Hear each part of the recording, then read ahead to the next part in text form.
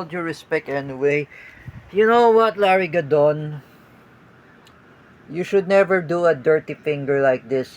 Don't even call the Supreme Court are are the puppet of Duterte. You say that ang Supreme Court ay tuta ba ng mga Duterte? You know, it's really hurt to anybody. The Supreme Court are lawyers too, Larry Gadon. You're out of your mind. Are you out of your brain? You're an ally with Sangkay Janjan, Nino Barsaga, Romeo TV Vlog, Paulo Cruzada, Gina Sedjo, Jeffrey Asedjo, Jim Macasandil, Ate Mel Canete, Ate Dina Guillermo, Teacher Alexander Pagkalinawan, and including the other Marcos loyalists who were fake Filipinos. Oh, look at what does Teacher May Tiburcio while she's in the house, while she's watching the news about the impeachment against Sara Duterte, about the dismissal, the impeachment against Sara Duterte, that I was told by Teacher May Tiburcio, oh, it's unconstitutional. That means do not insist, do not appeal. That means, like I said, wag mo kasi pilitin.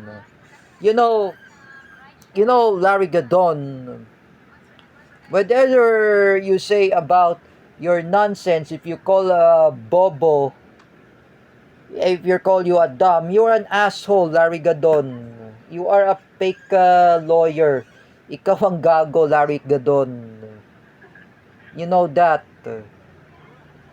You know, Larry Gadon, when I tell to my parents, I watch the news. I watch in the UNTV. I read in the Facebook post in Abante.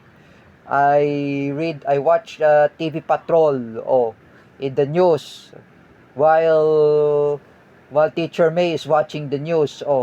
Even my other Duterte supporters who were watching the news.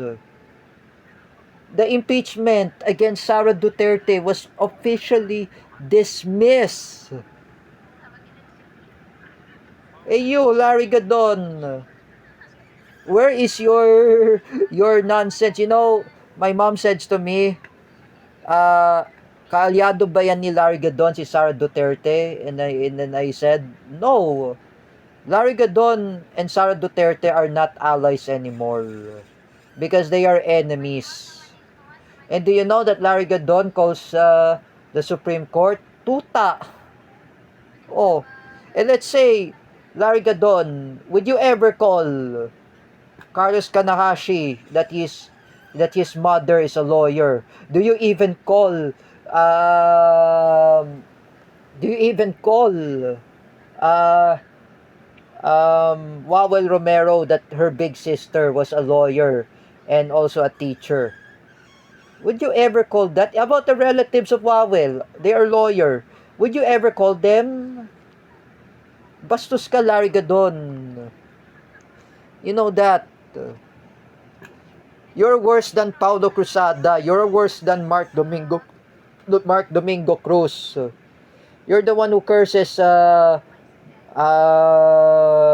Raisa Robles. You attack the our Filipino Muslims, and who you are the one who attacking the Filipino Muslims who were Shia and Sunnis, who were Bangsamoro, and you're the one who attacking the people who were anti-Marcos, and you calling yourself Bobo.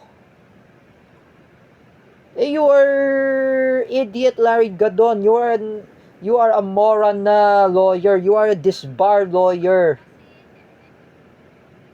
Like I said, why are you saying those words? Ikaw ang gago, Larry Gadon. You know that. Putang ina mo, Larry Gadon. I do not say bad words. Because you know, Larry Gadon, you're the one who's bullying Raisa Robles. Now you're being sued of disbarment. Let's say you're being disbarred as a lawyer. You're not going to be a lawyer. Now, Ferdy Topacio had filed you a cite of contempt. And now you see, you are being cite of contempt. Unlike that. And you see, what does, for example, who among who filed the cases against Larry Gadon? The Sereno supporters, the Filipino Muslim community who were Bangsamoro, who were Shia and Sunnis. They plan to disbar Larry Gadon. Not even just that, this guy who's violated in the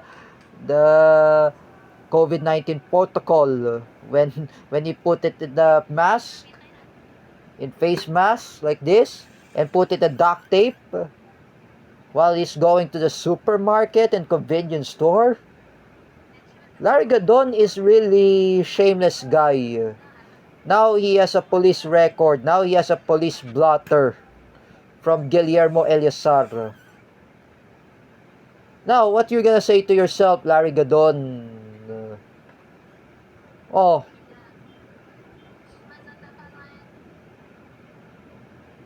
there is nothing you can do. You can impeach Sara Duterte. It was already dismissed. It's not really unconstitutional. But you say it's constitutional? It is unconstitutional. Larry Gadon, it is an unconstitutional. As Attorney Raul Lambino, as Attorney Salvador Panelo,